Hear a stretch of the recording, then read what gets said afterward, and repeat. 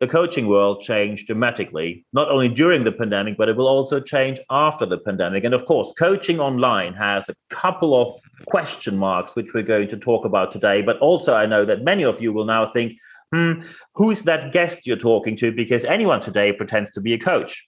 So I have Jeff Nally here today. Jeff Nally is an executive coach, coaching supervisor, professional speaker, and author who creates no-nonsense neuroscience solutions with leaders to be more human at work. It means that he's not only the president of Nally Group Incorporated, it's a practice focused on the science of leadership, not just opinion, science of leadership and human interaction. He's also the vice president of the global coach community at CoachSource, the world's most experienced leadership coaching company. That's where he develops and engages more than 1,100 coaches in more than 100 countries and connecting them to executives and corporations around the world. He created the executive coaching practice at Humana. You know Humana, a Fortune 100 healthcare company, and advises companies on group coaching, one-on-one coaching, and creating coaching cultures. Hello and welcome, Jeff Nally. Hey, it's good to be here. Thanks for including me today. Thank you very much for taking the time. And I'm getting straight into the topic, coaching online. You heard, and so did I, that customers said, clients said, coaching online might be an option, but it doesn't really work. Suddenly, it seems to work. What changed? Is it just that they got forced to do it and now they're getting all back to the on-site version? Or do you think that online coaching is here to stay? Well, I think certainly online coaching is here to stay. And as you know, and other professional coaches know out there, for years, we've been telling our organizational corporate clients who really wanted a coach to come on site for the first session and the middle session and the closing session. We always said, coaching works well by phone. It works great by video conference, but they just didn't believe us. What happened with the global pandemic was they were forced to go to a non-in-person mode immediately. And then, even though they didn't take our advice before, they actually saw and experienced that video conference or phone coaching works. It is not just a way to communicate. You can actually get insights, get out of your comfort zone, create new thinking, and do all the things that would happen in an in-person coaching session online. There are some differences, but this notion that you have to be in person to have an effective coaching session is now proven, no longer true. And now that organizations and leaders in companies have experienced it, now they're willing to do things with coaching and bring coaching to leaders in their organization they never would have considered bringing coaching to before. Absolutely. Excellent advice. Also, you just said there are certain differences, and of course, I have to pick that up. So what are the differences when you coach online in comparison to coaching on site? Yeah, I think, and I've been doing some coaching on site again in COVID compliant settings. And I've listened to my coaching clients, and what they've said is, I didn't think it would be that different to coach in person, but I do feel a different connection. I have more than just a square video screen to see of you. I have the full three-dimensional human in front of me. And that is a different experience. What they also told me was, I don't think we made any more or less progress in our coaching session had it been virtual. It just may be a preference, or it may be a way to experience more nonverbal communication, more human-to-human interaction. I think also, like being in the same room, even though you're 6 to 12 feet apart, gives people a certain level of energy. And the downside, as we've all experienced to video conferencing, is the energy exhaustion that you experience because every mode of communication now seems to be video conferencing. So I'm advising my clients, save the video conference for when you really need to see and experience the person, like in a coaching session. If you can do other things by audio only or email or some online chat tool, then do that. Don't exhaust everyone by making everything a video interaction. One question which I received when I prepared for this interview was that one executive asked me, and he already changed his mind from I don't think it works to I think it works, but he's still skeptical about, does coaching work online when you have a group situation, which means, for example, you meet on Zoom or Teams or which other tool you use. People are sitting probably in 4 different countries in front of their video screens, maybe in their living rooms. Does this create does this create the circumstances you need to be successful in a group coaching situation? What's interesting here is that for the coach and the participants, even in group coaching, the rules of engagement are still the same. How you contract and set up the expectation that you will be focused. You will not be at a coffee house or in a room with your family, trying to distract you, that you'll eliminate all that so we can focus. All that stays the same as it was in the past. But the guidance that we give people now that they're connecting via technology is a lot more specific. Let's make sure we're doing this at a time of day where every participant, regardless of their global time zone, is going to be awake and have energy. Also, I think what it has changed is that you really have to be an experienced group coach and group facilitator to lead group coaching or team coaching online, because we knew you needed to have some of those other non-coaching skills when you led it in person, but you get all these other ways to get people's attention focused when you're in person and you're on site for 2 days doing team coaching or group coaching. When it's virtual, you have to know how to engage people, how to pull them in and ask specific questions, how to use breakout rooms to let them connect separately, and really find multiple ways of engaging your audience. I mean, it's just like professional speakers.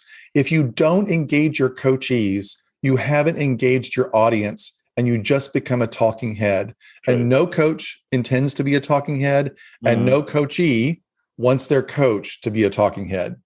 That's true. And when we talk about coach and coachee relationship, one issue which I faced in a situation where someone wrote me an email, and that also happened in the preparation to this interview, and they said, we now have a situation in this corporation. I'm not going to mention the company. It's a US-based company. And they said all the directors and executives get coaching on site, and anyone below that level gets coaching online. So it feels for them that there is this second class kind of cheaper coaching approach, like do it at home, but because on site is only for senior leadership. What do you think of that? I think that's a little limiting, but I'm not surprised. I think it's the way that people inside organizations who are either trying to lead and coordinate coaching for their company leaders, or just an executive who has, tried to engage a coach. It's that whole evolution of, well, I think this needs to be different because the org chart looks different. What we've learned through, especially the pandemic, is that the accessibility of coaching can be for anyone, anywhere, at any time. The real questions that those executives should be asking is, who is the right type of coach for the senior executive level? What kind of coach training do we want? What kind of coach credentialing? If it's important or necessary for them to have coaching experience or work experience in our industry or in an adjacency, what makes the coach the best possible coach for the leader? And it's the same question they should be asking for the frontline supervisor they've decided to give an online coach to. Like, what kind of level of training and experience would be useful for that coach? So I think the fact that some organizations are going back to their org chart and kind of going back to the reserved parking space mentality is just an evolution of their thinking. And they will eventually get to the notion of, I need to help find the most appropriate, best qualified coach for this person based on their needs. And that's typically not based on the org chart, and it's not differentiated by who gets an in-person coach or who gets a virtual coach. When we're now talking about virtual coaching, remote coaching, or on-site coaching, some people say, okay, we see now there is a certain change, but here's the problem we have. And to round this interview up, that is going to be the final question. They say we have an on-site coaching culture. So that means during the pandemic, not much happened at all. Now they fear when they simply say, oh, it's going to be online, just by announcing it, the acceptance rate will be reasonably low. And many people will think it's rather a money-saving approach rather than a flexibility-focused approach. If now an organization, as the final question of this interview, when now an organization wants to change from the on-site culture to the online culture, with the experience you have, what would be your top 3 tips to make that a success? Yeah, so I think the top 3 tips would be: 1, make sure you're working with a coaching provider or a coaching partner, or 2 or 3, who can provide everything that you need. Do they have the right kinds of coaches? that you need for your organization since you're not going to have internals, if you will? Is there technology that connects them? And how is the data tracked? Can I see what kind of coaching is going on? Can I get a view, a lens into how the coaching is going in our organization?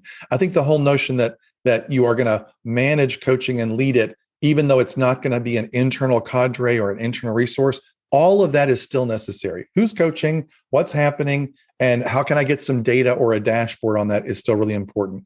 The second one is, yes, organizations will always flex their coaching practice based on money. We've seen this through recessions. We've seen it through growth periods when an industry or a sector does really well. Where there are resources, there's likely to be more coaching. It may or may not be internally led.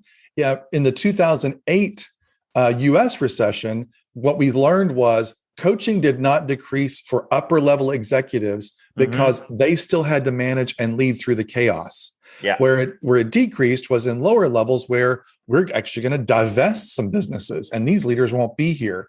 So the second thing is, where do you need coaching?